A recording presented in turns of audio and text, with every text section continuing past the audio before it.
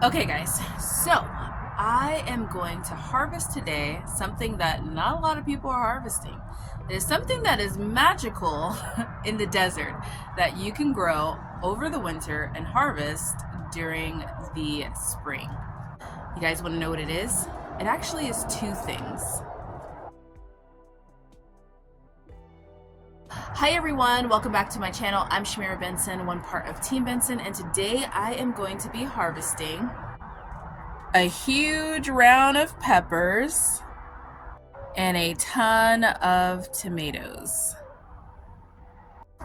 So guys, every year I get people that say that isn't real, that is not the time for those things, you're not growing those right now. And yes, I am. If I didn't have so much anxiety about doing an actual live on my phone, I probably would just do a live on my phone and be like, nope, I really am growing these things. But I grow in zone 9B in the Phoenix, Arizona desert. So that gives me a different growing season as it does everybody else. Now, all of these plants I planted in October of 2023, and I've allowed them to grow.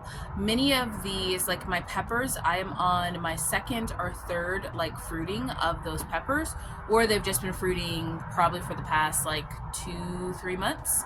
And then my tomatoes are now starting to really take off and just really fruit. So when I'm planting these things, yes, I have to cover them over the winter. I am that one running out here with a sheet or an AG fabric trying to cover my tomatoes.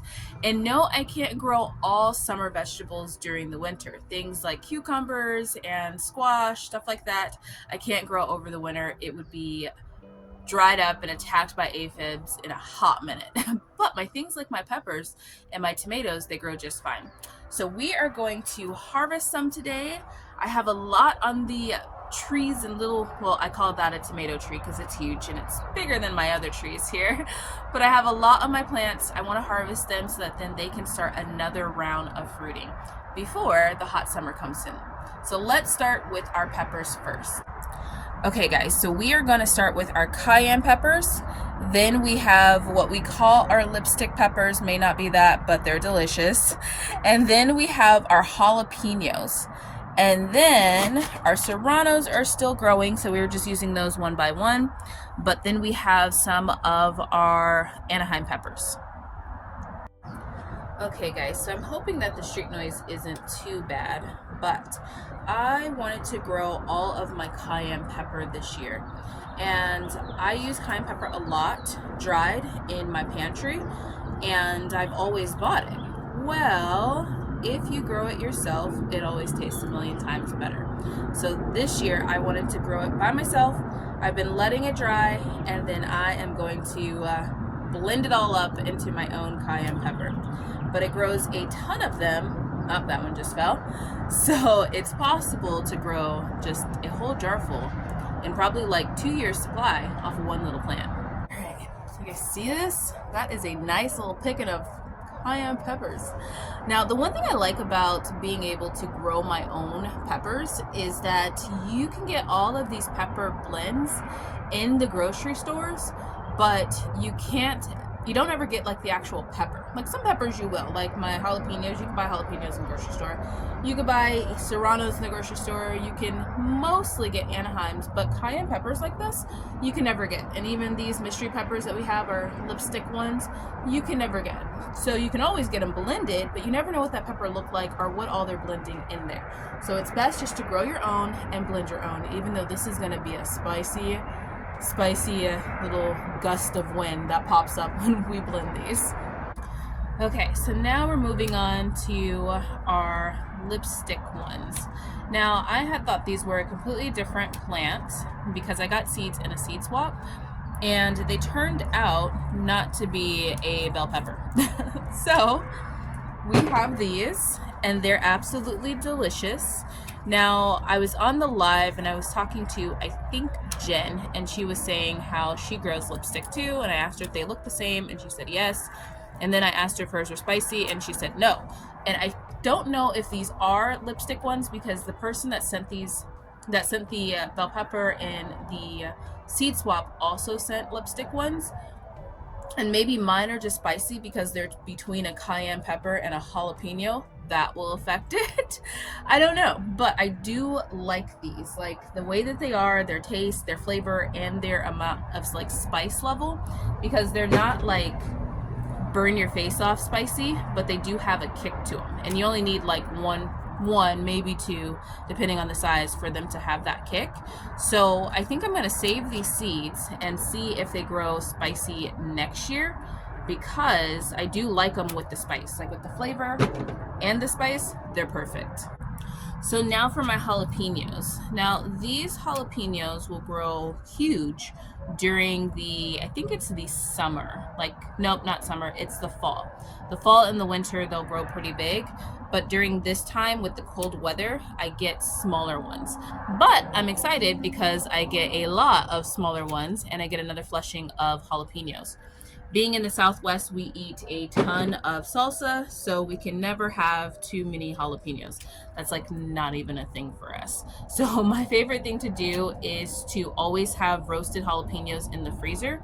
So what I'll do is when I get these in the house, I'll wash them up, I'll pop them in the oven and roast them, and then I'll just put them in a freezer bag and let them be, and we just kind of grab them as we need them. So whenever we're making salsa, whenever we're just making any type of dish, I make a cilantro chicken pea soup that has roasted jalapenos in it, and it's absolutely delicious. And sometimes we just take out the jalapenos, sprinkle some cheese on them, put them back in the oven, let the cheese melt, and then kind of get warm out of the freezer, and then just eat them that way. Still delicious. Okay, this is what we got from Pepper Alley, is what I like to call it. A little alley of peppers right here. Now we need to also go where we have more peppers. Yes, we are growing shishito peppers, and the spicy shishito pepper that we're just calling a chili and treating like a chili. God, these are spicy, guys. The fumes are already in my throat. So this one is our spicy shishito pepper that we also call our chili pepper. Now we are going to be dehydrating these, which we're just actually letting them dry out, and we are making chili powder with these ones. Now I am going to put them in a basket because these you do not want to mistake for your shishitos that you blister and eat. That is a bad choice.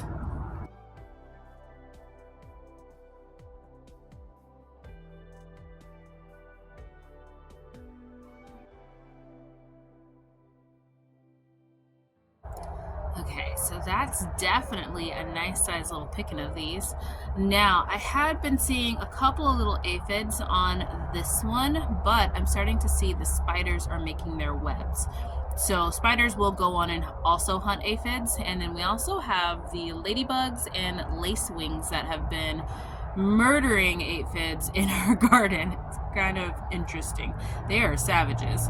So yes, let's go on to the regular shishito pepper. I have a couple that I want to get off the bigger plant and maybe the smaller one.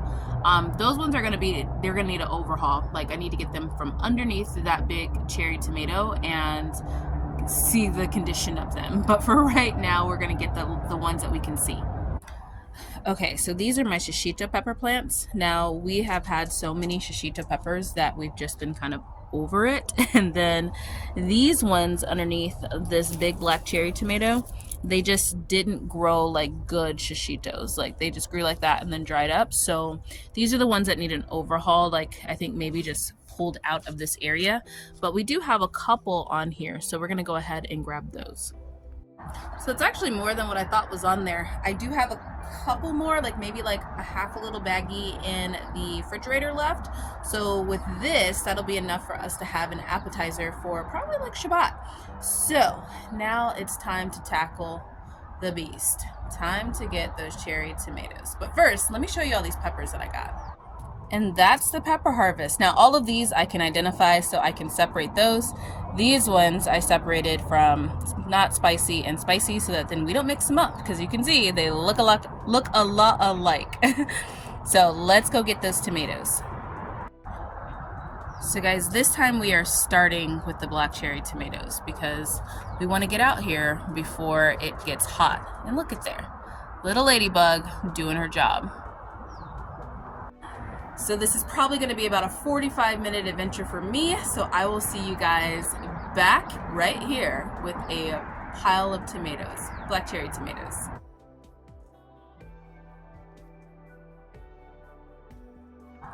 You're gonna need a part 2 to the black cherry harvest. This is just one side. This isn't this side or on the other side, like by the fence, to where I need to go get a ladder and go on that side to get. It is just this side right here and underneath. And it grew all of these. So we're definitely gonna need a part 2 because I have to start working. But before we do that, let's go get the big beefsteak because those need to come off the plant. So guys, we'll definitely need a part 2 because I didn't even get to this side. And probably there's a ton, yep, underneath there that I didn't even get to. And I can't reach the ones over there unless I go on that side of the fence. I feel like Mama Bird is just staring at me like, what is this crazy chick doing? There are so many tomatoes over here, guys. This is such a blessing. You know, I watch like some of the homesteading channels and they're like, oh, I always find eggs in my pockets. I always find cherry tomatoes in my pocket. Now I'm going to get all the red ones off this big beefsteak tomato. They're not a ton, but this one, it's struggling. So I want to make sure that when they're red, and they get red super quick, that I get them off of here. All right, guys, this is it. This is the harvest. Oh my goodness. So yeah, that was a lot. I am just going to take all of this in the house and we are going to get it processed. I'm gonna get washed up because I have tomato fingers. And then I am gonna have to be back out here probably in like another day or 2 so that then I can get those, because I don't want them just dropping off the plant or making the plant sick. So you have to keep harvesting. So we are going to have a lot of tomatoes. I'm for sure we're going to hit our goal, and we are going to take some of these to the synagogue too, so that then everybody can have them. So yeah, well, that's it. That's the harvest. I'm tired. I'm gonna go to work. But until next time, grow yourselves a garden, because even a small space can provide you with tons of food. Bye, guys. Okay, guys, I got brave and got a ladder and went on the opposite side of the fence, and these are all the ones that I got from the opposite side of the fence. Plus those, plus all of our peppers. What an amazing harvest today.